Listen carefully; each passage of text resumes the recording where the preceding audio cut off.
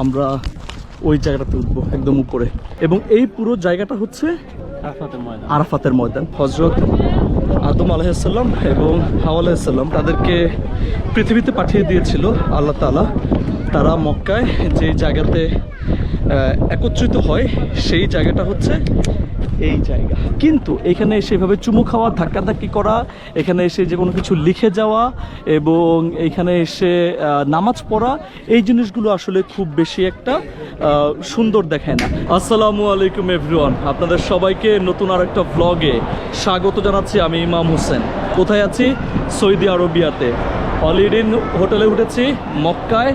এবং এইখান থেকে আমরা এখন আরাফার ময়দানে যাওয়ার প্ল্যান করছি। ট্যাক্সি ভাড়া করছি, 150 সৌদি রিয়াল যাচ্ছে।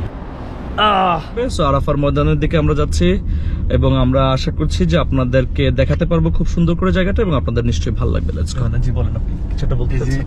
এখানে নিম গাছ আছে, এগুলো জিয়া গাছ বলে আরবিতে, আরবিতে বলা হয়েছে শেজার।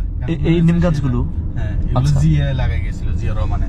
জিয়া, আচ্ছা আচ্ছা, আমাদের জিয়া রহমানে লাগা গেছিল, এই জন্য বলে জিয়া শেজার।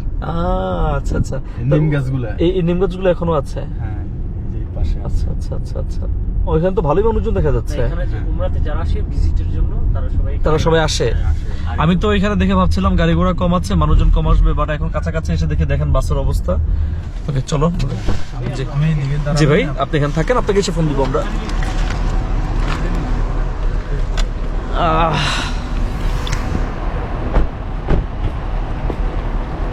Look at this. হজের জন্য। কিন্তু এখানে সবাই ভিজিটে আসতেছে। মাশাআল্লাহ মাশাআল্লাহ, কত মানুষ এখানে, মাশাআল্লাহ, দেখে ভালো লাগতেছে।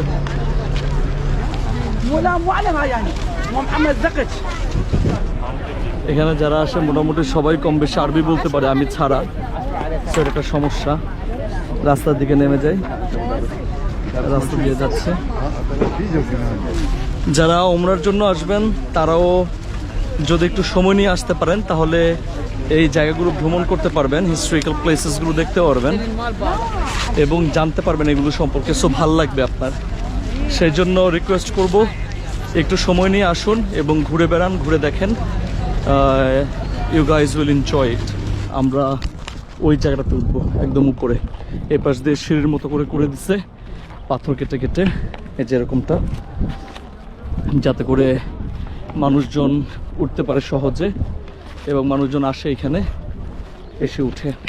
সামনের দিকে আগাচ্ছি এবং আশা করছি যে 10-15 মিনিটের মধ্যে আমি উপরে চলে যেতে পারবো। এই পুরো যে জায়গাটা দেখতে পাচ্ছেন, এই পুরো জায়গাটাই হচ্ছে আরাফাতের ময়দান এবং এই জায়গাটাকে বলে হচ্ছে জাবালে রহমত। আরাফাতের ময়দানের স্পেসিফিকলি এই জায়গাটাতে এত মানুষ কেন আসে এবং এখানে এসে নামাজ পড়ছে তারা। হযরত আদম আলাইহিসসালাম এবং হাওয়া আলাইহিসসালাম তাদেরকে পৃথিবীতে পাঠিয়ে দিয়েছিল আল্লাহ তাআলা এবং পাঠানোর বলা হয়ে থাকে প্রায় 350 বছর পর তারা মক্কায় যে জায়গাতে একত্রিত হয় সেই জায়গাটা হচ্ছে এই জায়গা এবং এটাকে বলা হয় জাবালে রহমত। তো এখানে এসে মানুষজন এটাকে ধরছে, এই টাচ করছে, ধরছে, মুনাজাত করছে, নামাজ পড়ছে। মজার বিষয় হচ্ছে কিছু মিসকনসেপশন তো আমাদের সবসময় থাকে এবং সেই মিসকনসেপশন দূর করার জন্য এখানে ছবি দিয়ে রেখেছে। ছবিতে দেওয়া আছে যেখানে ধরার দরকার নাই, নিষেধ, বা এটাতে মোনাজাত করতে হবে, নামাজ পড়তে হবে। ওই পাশে আমি দেখছিলাম যে এখানে মানুষজন যে নামাজ পড়ছে ওইখানে ইংরেজিতে লেখা ছিল যে এখানে আসলে কেউ বলে না এসে নামাজ পড়তে হবে বা নামাজ পড়াটা ফরজ বা নামাজ পড়াটা খুব জরুরি, বাট তারপরেও মানুষজন তাদের বিশ্বাস থেকে হয়তো বা করে সেটা। সব কিছুই কিন্তু ছবিতে এখানে স্পষ্ট করে দেয়া আছে।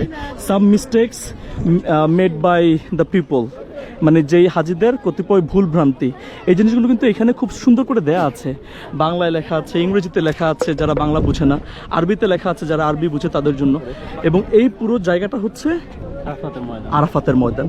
এবং বলা হয়ে থাকে আরাফাতের ময়দানটা হচ্ছে সেই জায়গা যখন কিয়ামত হবে, হাসরের যে ময়দান হবে, এই আরাফাতের ময়দানটাকে অনেক বড় করে হাসরের ময়দানে দেখানো হবে এবং সেখানে সবাইকে হাজির করা হবে।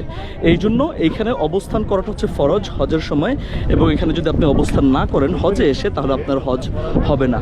সো আপনারা যারা এখানে আসবেন, এখানে আপনারা দেখবেন, এসে ঘুরবেন, এবং এই জায়গাটাতে আপনাকে হজে এসে থাকতে হবে, স্টে করতে হবে সূর্যোদয় থেকে সূর্যাস্ত পর্যন্ত।